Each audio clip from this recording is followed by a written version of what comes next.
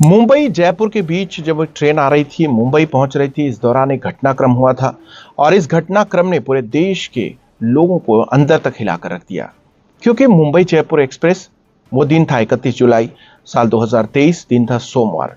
सुबह लगभग 5 से 8 बजे के बीच लोगों को एक एक कर ये मैसेज मिलता है कि एक सिपाही ने 4 लोगों की हत्या कर दी है। और इस पूरे घटनाक्रम में लोग ये नहीं समझ पा रहे थे कि आखिर ये घटना क्यों हुई है। अब इसकी जो परतें हैं, परत दर परत खुलकर सामने आ रही हैं। सबसे पहले आपको बता दें कि अभी तक क्या हुआ है। आपने देखा था कि टीकाराम मीणा से लेकर 3 अन्य लोगों की जो मौतें हुई हैं, उसमें पुलिस यानी जीआरपी पुलिस जो है बोरीवली की वो जांच कर रही है। आरोपी पुलिस कस्टडी में है और अभी भी जांच चल रही है। लेकिन जो चीजें सामने आई हैं, वो चीजें काफी सीरियस हैं और जो चीजें सामने नहीं आई हैं, वो भी काफी सीरियस होने का अंदेशा जाहिर करती हैं।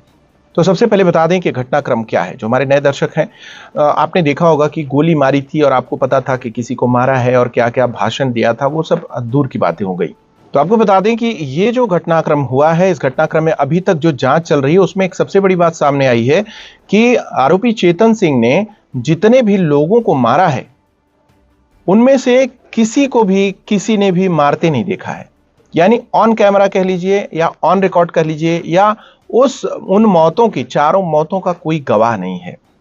100 लोगों की यहाँ पे जीआरपी ने यानी पुलिस ने उनके बयान दर्ज किए हैं, लेकिन अभी तक किसी ने ये नहीं कहा है कि उन्होंने चेतन सिंह को गोली मारते देखा है। ये सबसे बड़ी बात है। दूसरी चीज, कैमरे में रिकॉर्डिंग कुछ बाहर आई थी। ये उन लोगों की थी जब मारे जाने के बाद रिकॉर्डिंग्स हुई हैं, जब वो आदमी चेतन सिंह आरोपी भाषण करता है एक डब्बे में, वहां की घटना है। उसके कुछ वीडियोस बाहर आए हैं। बाकी लोगों के पैंट्री या फिर कह लीजिए बाथरूम के पास मरे पड़े रहने के दौरान मारे गए लोगों की फोटोज आई थी, वीडियोस आई थी बाहर। लेकिन डायरेक्टली किसी ने गोली मारते हुए कोई ऐसा गवाह नहीं, अभी तक 100 जन में कोई ऐसा नहीं आया है जिन्होंने ये देखा हो कि चेतन सिंह ने गोली मारी हो। सबसे बड़ी बात। दूसरी चीज, अभी इस मामले में जो आरोपी चेतन सिंह है, उसके जो वकील हैं अमित मिश्रा, अभी वो सारी डिटेल आपको बताएंगे। इसके पहले आपको बता दूं कि अब ये जो घटनाक्रम है, वो पूरा घटनाक्रम एक बार एक सीक्वेंस में जान लेते हैं कि आखिर में 31 जुलाई साल 2023 और सोमवार के दिन आखिर सुबह सुबह ऐसा क्या हुआ कि ये खबरों की सुर्खियां बन गई। तो जयपुर मुंबई एक्सप्रेस जब जिला पालघर में कनेक्ट होती है, जब टच करती है, वहां से निकलती है और उसे बोरीवली स्टॉपेज था, उसके बाद उसे मुंबई सेंट्रल जाना था।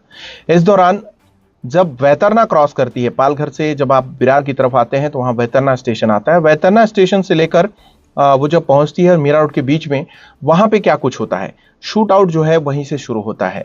B5 में पहले एएसआई टीकाराम मीणा को, अपने सीनियर को मारता है चेतन सिंह, और उसके बाद वो एक एक कर यहां वहां लोगों को मारना शुरू करता है। B5 में फिर उसने भानपुर वाला, कादिर भानपुर वाला को मारता है और उसके बाद वहां से वो निकलता है। B2 में फिर जाता है। चेतन जो है लगातार 1-2 लोगों की हत्या कर चुका है और उसके बाद वो B2 में जाता है। कादर भानपुर वाला को मारने के बाद सैयद सैफुद्दीन को वहां से B2 से वो अगवा करता है, हॉस्टेज कर लेता है और वहां से ले जाने के बाद वो पेंट्री के पास ले जाके मारता है, जहां पे पेंट्री वाले जो कर्मचारी थे अंदर सो रहे थे और बाहर वो मर्डर करता है। ये अभी तक जानकारी सामने आई है। S6 में पहुंचता है। S6 में वहां पे असगर जो है, असगर को पकड़ता है और वहां पे असगर को गोली मार देता है। और ये घटनाक्रम करने के बाद वहीं पे जो वीडियो लोग बनाते हैं, आपने देखा होगा, ये वीडियो क्लिपिंग्स वायरल हुई थी। तो जो वीडियो बनाता है, लोग बनाते हैं, ये असगर की डेड बॉडी के पास जब जो वो भाषण देता है, उसके बाद लोगों को कहता है कि इसकी वीडियो बना लो, लोगों को वायरल कर दो। इस तरीके के स्टेटमेंट सुनने के लिए आया था। उसमें तमाम सारी चीज़ों का जिक्र है जो आप पहले देख चुके हैं। उसमें मोदी योगी को वोट देना, ऐसी तमाम सारी बातें हैं जो वो कहता है। और उसके बाद वहां से जो है कंट्रोल रूम पे फोन आता है और लोग धीरे धीरे, जो स्टाफ है, पुलिस वाले जो हैं, वो उसको घेरते हैं, घेर के पकड़ते हैं और उसके बाद उसे जेल बोरीवली में ले जाके उसको अरेस्ट करके रखा जाता है। अब ये तो हो गया, जो लोगों ने वीडियोस बनाए थे वो वीडियोस पब्लिक डोमेन में आए और वहां से लोगों के पास गए, लोगों ने देखा क्या कुछ हुआ था। इसके अलावा इन ट्रेनों में अब जो है सीसीटीवी कैमरेज बिठाए गए हैं, तो सीसीटीवी फुटेजेस भी निकाले गए हैं पूरे ट्रेन के। लेकिन इनमें कहीं भी चेतन सिंह गोली मारते हुए नहीं दिखता है। ये सबसे बड़ी बात है, क्योंकि चेतन सिंह ने जहां जहां गोली मारी वहां कैमरा नहीं लगा है। तो अब ये एक चीज सवाल खड़ा होता है कि क्या चेतन सिंह ने जानबूझ के उस जगह ले जाकर गोली मारी है जहां पे कैमरे नहीं है? क्योंकि आपने देखा कि जो एएसआई टीकाराम थे उनको भी बाथरूम के पास मारा और बाकी लोगों को भी ऐसी जगह मारा जहां पे कैमरे नहीं थे।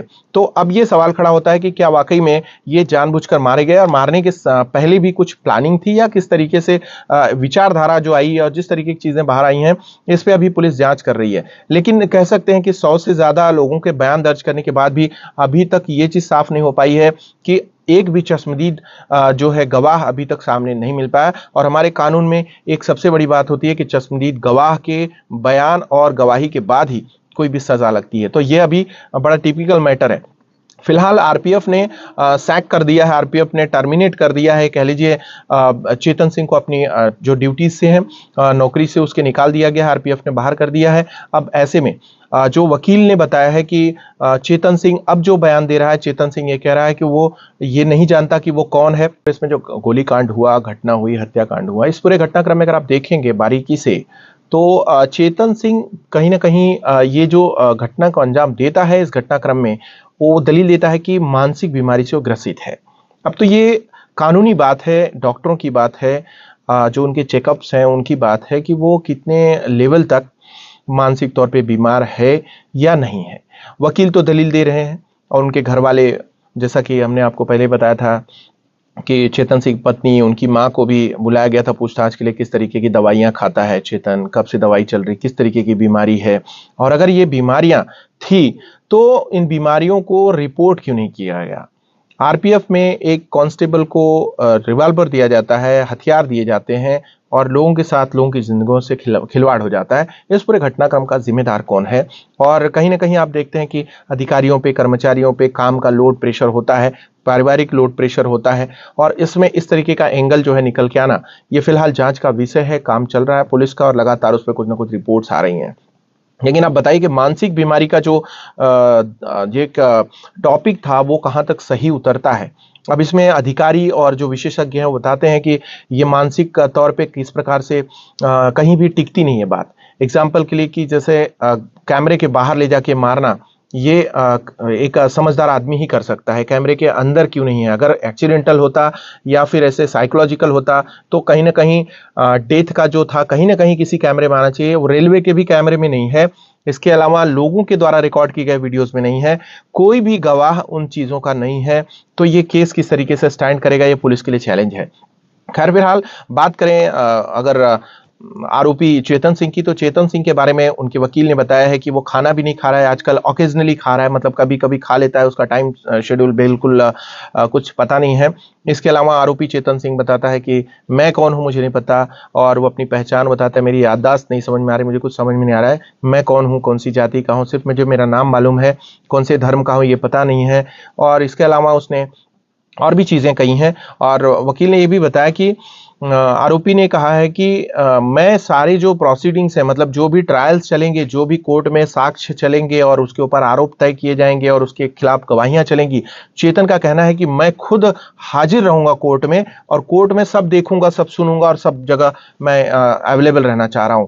अब यहाँ पे क्या है कि ऐसे हाई प्रोफाइल केसेस जब होते हैं तो उन्हें वीडियो कॉन्फ्रेंसिंग के माध्यम से सुरक्षा की दृष्टिकोण से कोर्ट्स में चलाए जाते हैं। यानी जो इस तरीके का आरोपी होते हैं, कम्युनल या खूंखार, तो ऐसे लोगों को पब्लिक प्लेस पे नहीं लाया जाता, उसके लिए बड़ी सुरक्षा की बड़ी व्यवस्था करनी होती है। और इस बारे में आरपीएफ ने 200-250 जवान भी मांगे हैं कि अगर इसको हमें लेके जाना होगा तो एमएसएफ जो है हमारा सिक्योरिटी फोर्स के लोग भी चाहिए एडिशनल भीड़ भाड़ हटाने के लिए, क्योंकि ये सोशल मीडिया पे या देश में ट्रेंड किया हुआ मुद्दा है, तो ऐसे में हर कोई देखना चाहेगा और कहीं ना कहीं स्थिति बिगड़ सकती है। तो प्रिकॉशनरी वो जो है पुलिस अपना स्टैंड ले रही है, जीआरपी। लेकिन इधर आप देखेंगे तो दूसरी तरफ जो चेतन है, चेतन का कहना है कि मैं खुद अपीयर होऊंगा कोर्ट में और अपनी सारी सुनवाई और प्रोसीडिंग को मैं खुद मॉनिटर करूंगा, देखूंगा और उस पर मैं जरूरत पड़ी तो बोलूंगा, ये उनका कहना है। और बात करें अगर चेतन सिंह की, तो उसको नौकरी से निकाल दिया गया है, माने एक तरीके का सस्पेंशन होता है और उसके बाद डिसमिस किया जाता है, टर्मिनेट, सैक किया जाता है। तो ऐसी प्रक्रिया में वो दोबारा जो है उसमें नहीं आ सकते, नौकरी में नहीं आ सकते। आपको तो पता ही है कि ये अनुकंपा नौकरी थी। अनुकंपा नौकरी इन द सेंस कि उसका जो पिता जो एक्सपायर हो गए थे आरपीएफ की नौकरी करते करते, इसी दौरान वो सर्विस के दौरान मरे थे, इसलिए इसको नौकरी मिली थी चेतन को। लेकिन चेतन ने जो कांड किया इसके बाद आरपीएफ ने निकाल दिया है। और जानकारी मिली है कि चेतन की जो पत्नी है और उनके 2 बच्चे मथुरा में किराए के कमरे में रहते थे और वो लोग अभी किराए के रूम पे ही हैं। और चेतन की माँ जो है वो गांव में अपने पैतृक निवास में रहती हैं और उनका अपनी कोई प्रॉपर्टी यानी इंडस्ट्रियल में कहीं कोई खरीदी हुई प्रॉपर्टी यानी कोई घर चेतन ने अभी तक नहीं खरीदा था, सब भाड़े पे रहा करते थे और इसके अलावा इनका फाइनेंशियल कंडीशन भी ठीक नहीं है, जिस तरीके से जानकारी मिल रही है। खैर फिलहाल ये तो प्रोसीडिंग्स की बात है और मुद्दे की बात है, लेकिन जो लीगल पॉइंट्स निकल कर आए वो हमने आपको बताए और जो आरोपी के वकील हैं चेतन सिंह, उनका हम आपके साथ इंटरव्यू करेंगे और उनको जल्दी लेके आएंगे आपके सामने ये बताने के लिए क्या क्या प्रोसीडिंग्स हुई, आपके क्या सवाल हैं उस पर आप पूछ सकते हैं। तो अभी तक जो अपडेट्स आपने देखा कि इसमें 2-3 चीज़ें सामने आई हैं, जो कि एक कैमरे की बात आई है कि किसी की भी डेथ या किसी का भी मर्डर जो है ऑन कैमरा नहीं हुआ है। दूसरी चीज सामने आई कि चेतन ने कहा है कि वो सुनवाई में खुद अपीयर होना चाह रहा है।